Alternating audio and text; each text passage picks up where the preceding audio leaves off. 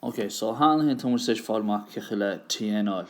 Ach tá mó eilen agus probably should have most for really. No Thomas dealer like shake coverage. Shake coverage is just shake in the will jift can they just hold charm. Alright, so it's session simply Russian Thomas stage dealer like han hen. As I'm real then that TN is currently A moja N loja hin for D. As an hen has much cleaner than that.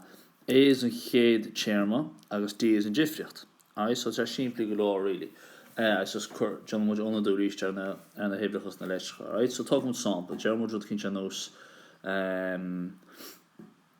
she noi doig kujik. Alright, so it's a khasha tossing with TN Cormlan. A is going to be she moja N lojahin.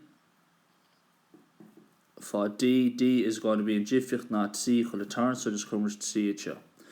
So, I should call him that. She, moja, C for N is TN, Luja T. So, it's call him that. CN, She, Luja T is just T. That's not fair. Alright. So simply Lord just Birsel kada A, Birsel kada D as Kurjif as John Onodurno and electricals na Hebrew. Alright, so John sample so my value just A moja N loja hin for D.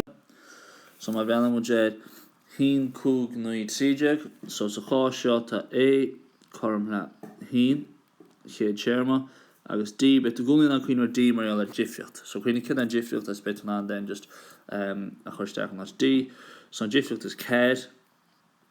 By TN Cormla A my how much better A moja N loja hin for D which is Cormla hin moja N loja hin for CAD Sahasha which is Cormla hin moja CAD N loja CAD which is Cormla CAD N loja C. Alright, I was Shinan Frag or Shintian. As them hurt the question on the channels 40 fi. Well, it's fairly simply just come much fish dash much in. So on Sakasha or CAD for fi loja C, which would be Cormla Shach or Shacht. Okay.